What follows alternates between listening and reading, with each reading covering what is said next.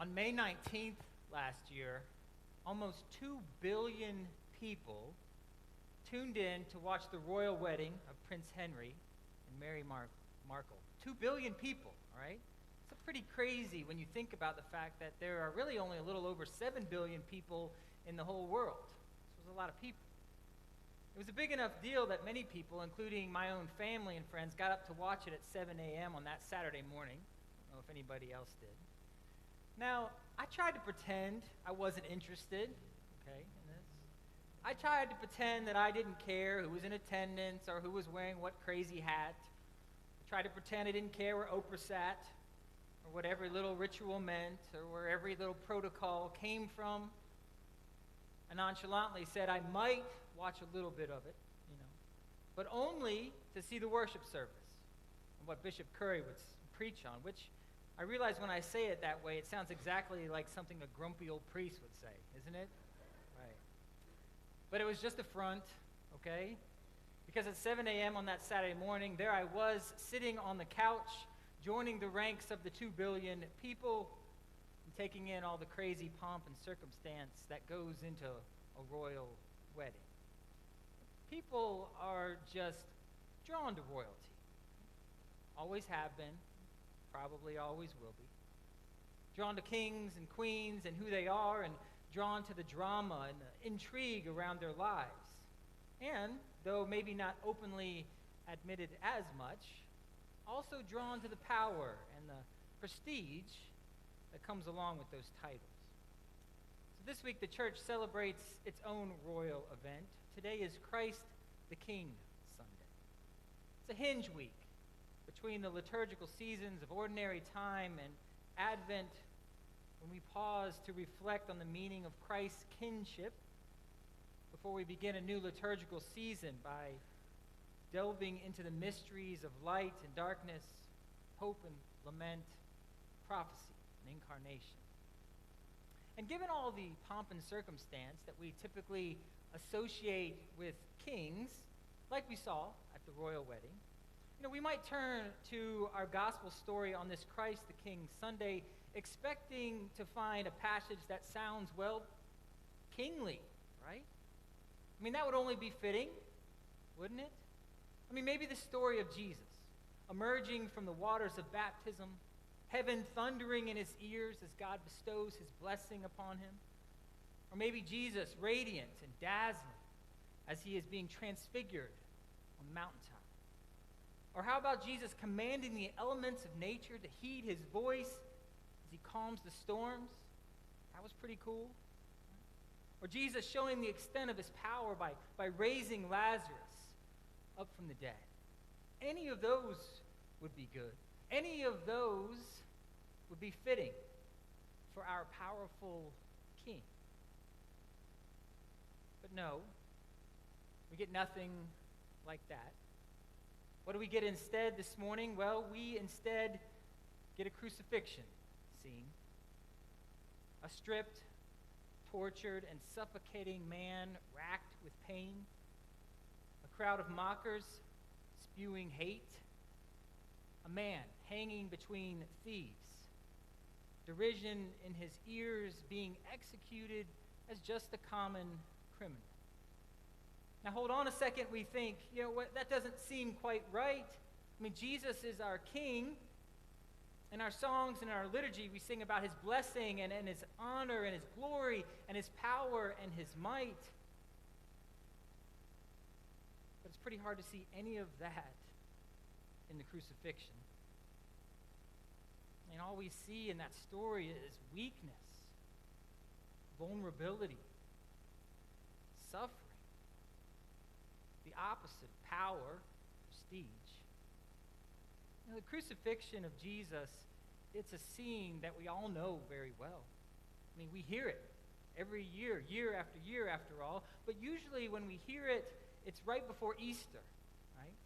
We hear it in the context of Holy Week, and it just feels different there. It's like, yeah, Jesus died on the cross. That sounds pretty bad and all, right? But hey, on the bright side, Sunday is Easter, and he won't be dead anymore on Easter. And we get to dress up in bright clothes and sing our uplifting songs about power and victory. And we hunt for Easter eggs afterward while we have a yummy champagne brunch, right? So it's not so bad. But when we hear the story of the crucifixion and you take it outside of Holy Week, and you hear it again, I don't know about you, but for me, it lands just a little bit differently on my heart and mind. Because what it does is it forces us to just pause for a moment and to contemplate the paradox that is at the very heart of our faith.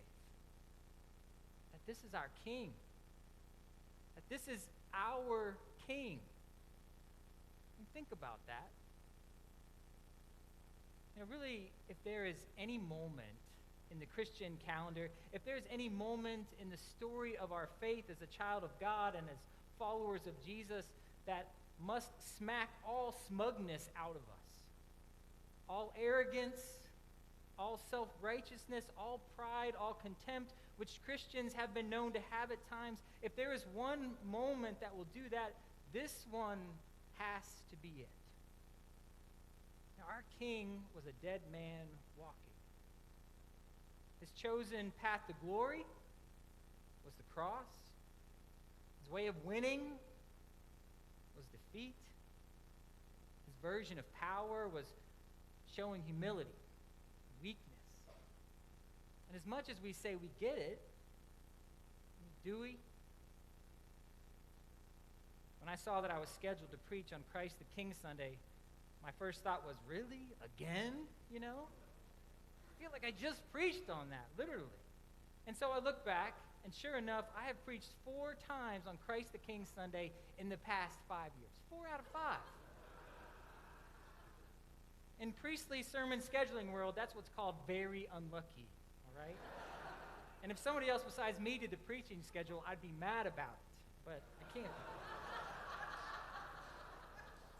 And each time that I have preached on Christ the King Sunday in very different, engaging, and brilliant ways, I have talked about in very different and engaging and brilliant ways, I have talked about how Jesus is the King, we might not always want, but absolutely he is the King we need. And that's as true today as it was 5 years ago when I told you that for the first time. We may be drawn to earthly royalty, to the kings and queens of this world and their power and their influence, but what we truly need is this King who came to suffer and die. Because through that selfless act of mercy and love, he showed once and for all that God aligns himself with the broken and the hurting of this world, and that the sin and the death that haunt this world ultimately have no power over us. And remember that. That's super important. And I'll probably tell you the same thing again a year from now when I realize I'm preaching on Christ the King Sunday again. But for today at least, I want to offer up to you a related but different thought. Because there's a pressing question that's on my mind that I've been wrestling with that I want you to think about and wrestle with as well. And not just think about it right now for a couple more minutes and then forget about it when you walk out that door. I want you to take this question with you, right? Out into your week ahead, whatever this week will bring for you, out into your home, your job, your school, your social communities. And the question is this: what does it mean in the time and in the place that we live in a world drawn to power and privilege and influence and money, and also by no coincidence then a world which is full of greed and selfishness and bitter division? What does it mean in that world for us to proclaim this crucified man, Jesus, as our King? What does it mean?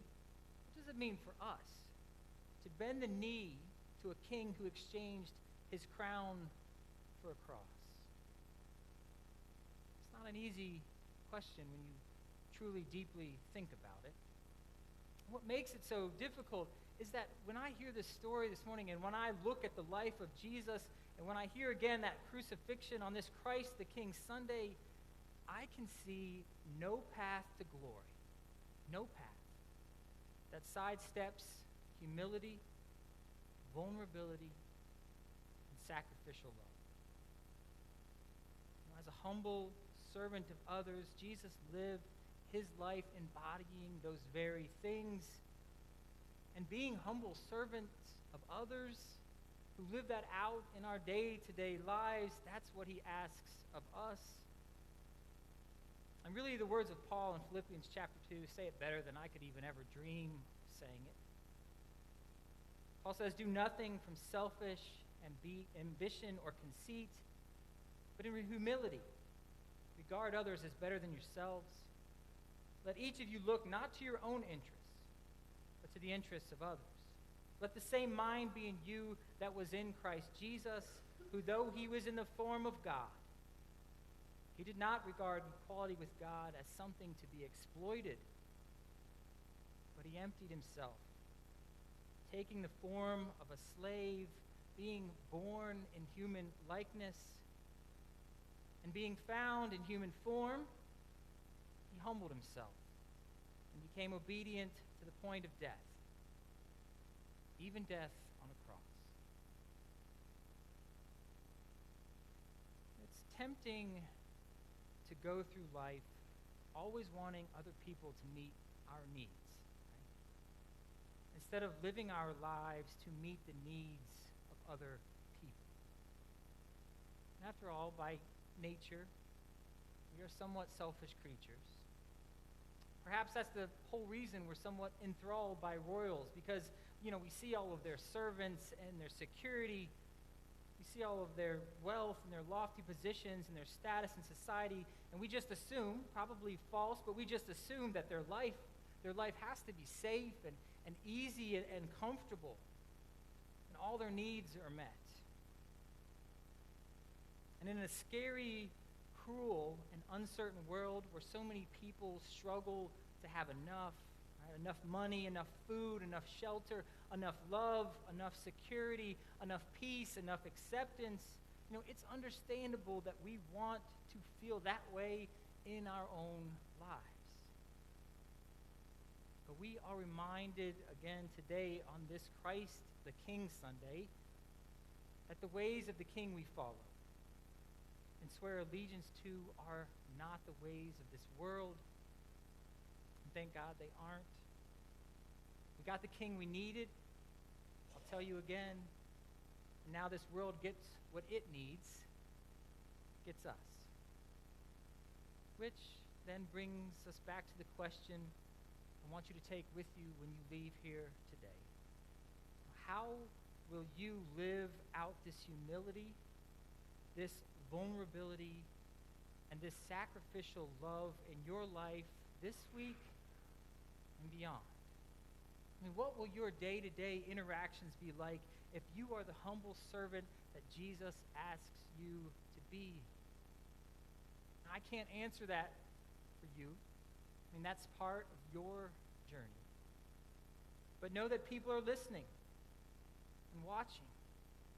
Maybe not 2 billion people, but enough that you can make a difference in their lives and in your own with the things that you choose to say and to do. And take comfort, too, in knowing that the one who sends us out to be humble servants of others sends us out with all we need.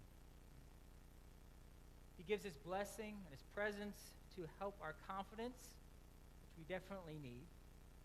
He gives us his forgiveness and grace for when we mess it up, and we definitely will. He gives us his love and comfort when it goes not so well, and it won't at times. He also gives us his joy and thanks when it does, and it definitely will. Because he's gone before us, and he has shown us the way. This is our King. This is our King. And thankfully so.